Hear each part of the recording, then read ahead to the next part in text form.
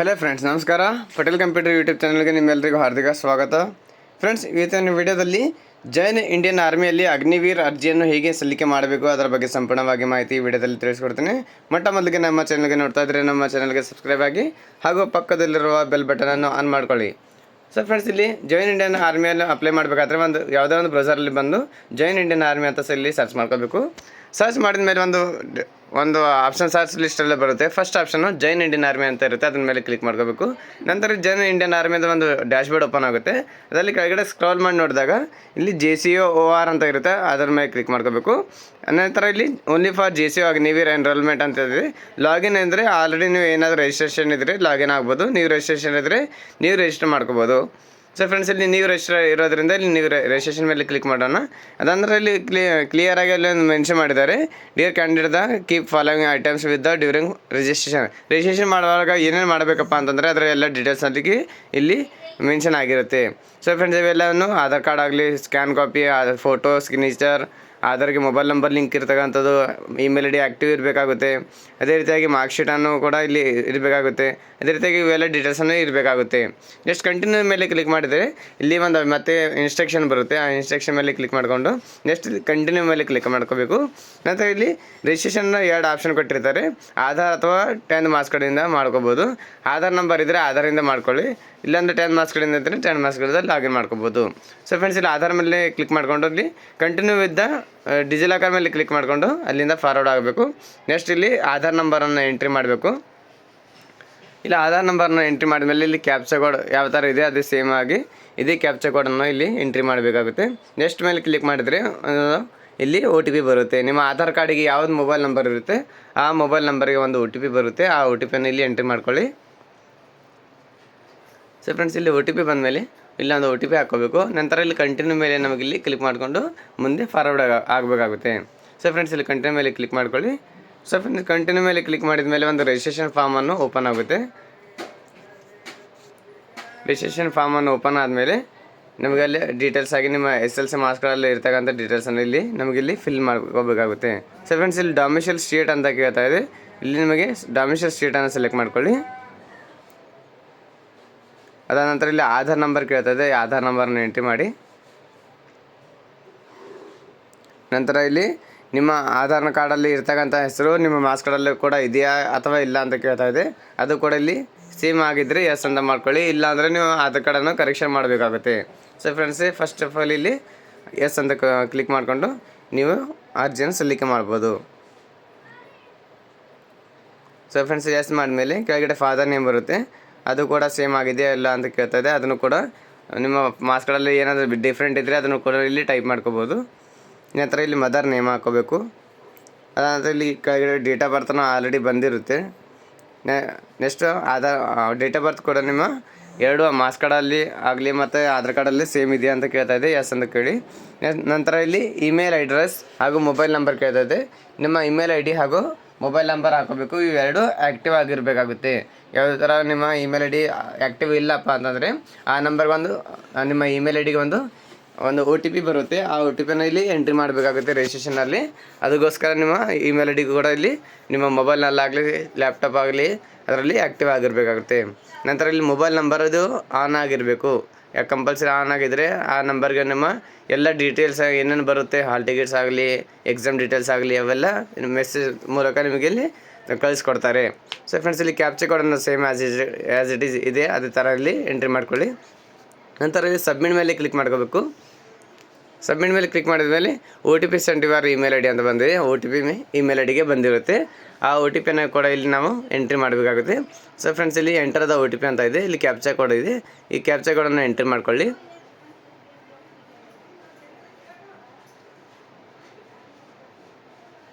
ನಂತರ ಇಲ್ಲಿ ಇಮೇಲ್ಗೆ ಒಂದು OTP ಬಂದಿರುತ್ತೆ. ಆ OTPನ ಇಲ್ಲಿ ಎಂಟ್ರಿ ಮಾಡಬೇಕಾಗುತ್ತೆ. ನಂತರ ಇಲ್ಲಿ ಸಬ್ಮಿಟ್ ಮೇಲೆ ನಮಗಿಲ್ಲಿ ಕ್ಲಿಕ್ ಮಾಡಬೇಕು. ಸೊ ಫ್ರೆಂಡ್ಸ್, ಇಲ್ಲಿ ರಿಜಿಸ್ಟ್ರೇಷನ್ ಕಂಪ್ಲೀಟ್ ಆಯಿತು. ರಿಜಿಸ್ಟ್ರೇಷನ್ ಕಂಪ್ಲೀಟ್ ಆದಮೇಲೆ ಇನ್ನೊಂದು ಸ್ಟೆಪ್ ಇದೆ ರಿಜಿಸ್ಟ್ರೇಷನಲ್ಲಿ. ಇಲ್ಲಿ ಪರ್ಸನಲ್ ಡೀಟೇಲ್ಸ್, ಕಾಂಟ್ಯಾಕ್ಟ್ ಡೀಟೇಲ್ಸ್ ಆಯಿತು. ಅನಂತರ ಇಲ್ಲಿ ಎಜುಕೇಷನ್ ಡೀಟೇಲ್ಸ್ ಕೂಡ ಇಲ್ಲಿ ಎಂಟ್ರಿ ಮಾಡಬೇಕಾಗುತ್ತೆ. ಸೊ ಫ್ರೆಂಡ್ಸ್, ಇಲ್ಲಿ ಜೆಂಡರ್ ಯಾವುದಿದೆ ಜೆಂಡರ್ ಸೆಲೆಕ್ಟ್ ಮಾಡ್ಕೊಳ್ಳಿ. ನಂತರ ಮ್ಯಾರಿಟಲ್ ಸ್ಟೇಟಸ್ ಮ್ಯಾರಿಡ್ ಅನ್ಮ್ಯಾರಿಡ್ ಅಂತ ಸೆಲೆಕ್ಟ್ ಮಾಡಿ. ನಂತರ ನಿಮ್ಮ ಹೈಟ್ ಎಷ್ಟಿದೆ ಆ ಹೈಟನ್ನು ಇಲ್ಲಿ ಮೆನ್ಷನ್ ಮಾಡಬೇಕಾಗುತ್ತೆ.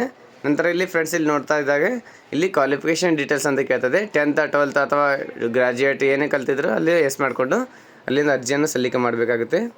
ನೆಕ್ಸ್ಟ್ ಇಲ್ಲಿ ಮ್ಯಾಟ್ರಿಕ್ಯುಲೇಷನ್ 10th ಪಾಸ್ ಆಗಿದ್ರೆ ಪಾಸ್ ಅಥವಾ ಅಪೇರಿಂಗ್ ಅಂದರೆ ಸದ್ಯದಲ್ಲಿ ಓದ್ತಾ ಇದ್ದೀರಾ ಅಥವಾ ಕಂಪ್ಲೀಟ್ ಆಗಿದೆ ಅಂತ ಕೇಳ್ತಾ ಇದೆ.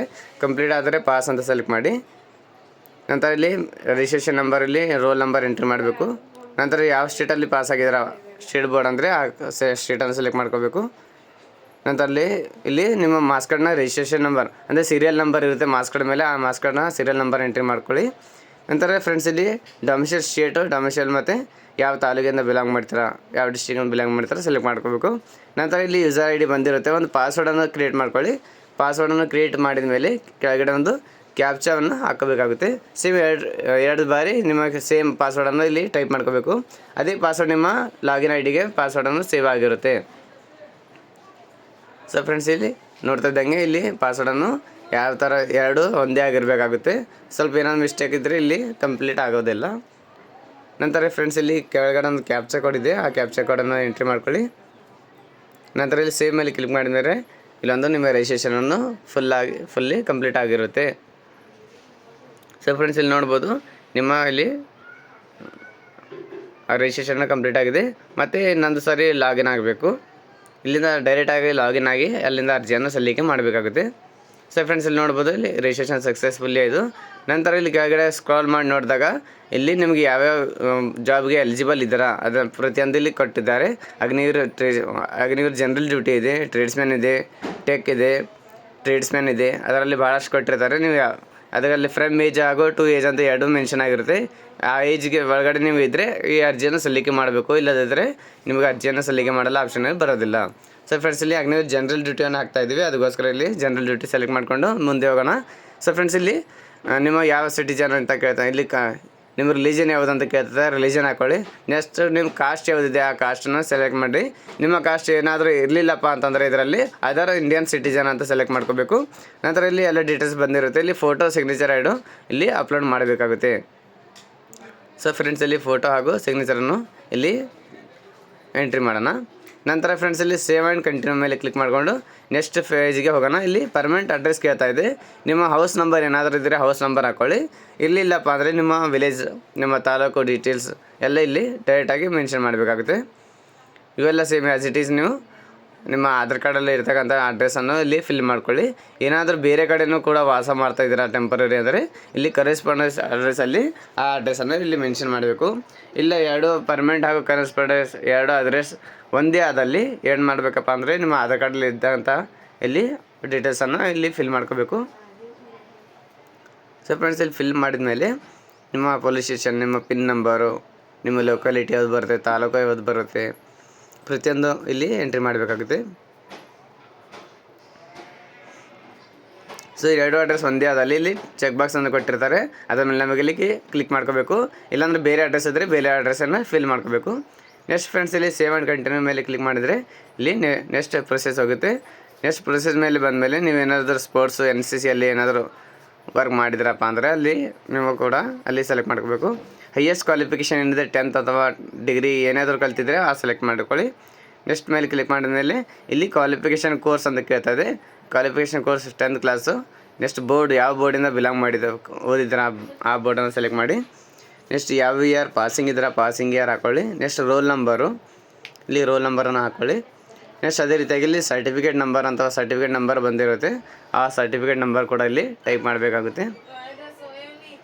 ನೆಕ್ಸ್ಟ್ ಆ್ಯಡ್ ಮೇಲೆ ಕ್ಲಿಕ್ ಮಾಡಿದ್ರೆ ಇಲ್ಲಿ ಸಕ್ಸಸ್ಫುಲ್ಲಾಗಿ ಆ್ಯಡ್ ಆಗಿದೆ. ನೆಕ್ಸ್ಟ್ ಇಲ್ಲಿ ಸಬ್ಜೆಕ್ಟನ್ನು ಆ್ಯಡ್ ಮಾಡಬೇಕಾಗುತ್ತೆ. ಸಬ್ಜೆಕ್ಟು ಮಾರ್ಕ್ಸ್ ಅವೆಲ್ಲ ಆ್ಯಡ್ ಮಾಡಬೇಕು. ಸೊ ಫ್ರೆಂಡ್ಸ್ ಇಲ್ಲಿ ಕನ್ನಡ ಸಬ್ಜೆಕ್ಟ್ ಇದರಲ್ಲಿ ಇರೋದಿಲ್ಲ, ಅದಕ್ಕೋಸ್ಕರ ಇಲ್ಲಿ ಅದರ್ಸ್ ಮೇಲೆ ಕ್ಲಿಕ್ ಮಾಡಿಕೊಂಡು ಇಲ್ಲಿ ಕನ್ನಡದ ಟೈಪ್ ಮಾಡಿ. ನೆಕ್ಸ್ಟ್ ಇಲ್ಲಿ ಮಾರ್ಕ್ಸ್ ಅಪ್ಟೆಂಡ್, ನೀವು ಎಷ್ಟು ಒಂದು ಮಾರ್ಕ್ಸ್ ತೊಗೊಂಡಿದ್ರೆ ಮಾರ್ಕ್ಸ್ ಹಾಕ್ಕೊಳ್ಳಿ. ಟೋಟಲ್ ಮಾರ್ಕ್ಸ್ ಎಷ್ಟಿದೆ ಇಲ್ಲಿ ಟೋಟಲ್ ಮಾರ್ಕ್ಸ್ ಕೂಡ ಇಲ್ಲಿ ಎಂಟ್ರಿ ಮಾಡಿ. ನೆಕ್ಸ್ಟ್ ಆ್ಯಡ್ ನ್ಯೂ ರೋ ಅಂತಿದೆ, ಅದ್ರ ಮೇಲೆ ಕ್ಲಿಕ್ ಮಾಡಿಕೊಂಡು ಪ್ರತಿಯೊಂದು ಎಲ್ಲ ಸಬ್ಜೆಕ್ಟಿಗೆ ಇದೇ ರೀತಿಯಾಗಿ ನೀವು ನಿಮ್ಮ ತಗೋಂಥ ಮಾರ್ಕ್ಸು ಹಾಗೂ ಔಟ್ ಆಫ್ ಮಾರ್ಕ್ಸ್ ಎಷ್ಟು ಟೋಟಲ್ ಮಾರ್ಕ್ಸ್ ಇದೆ ಅವೆಲ್ಲ ಎಂಟ್ರಿ ಮಾಡಬೇಕಾಗುತ್ತೆ.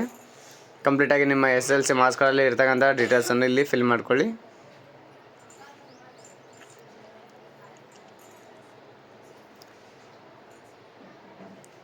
ಸೊ ಫ್ರೆಂಡ್ಸ್ ಈಸಿಯಾಗಿ ನಿಮ್ಮ ಮಾರ್ಕ್ಸ್ ಕಾರ್ಡಲ್ಲಿ ಇರ್ತಕ್ಕಂಥ ಮಾರ್ಕ್ಸನ್ನು ಎಂಟ್ರಿ ಮಾಡಿ.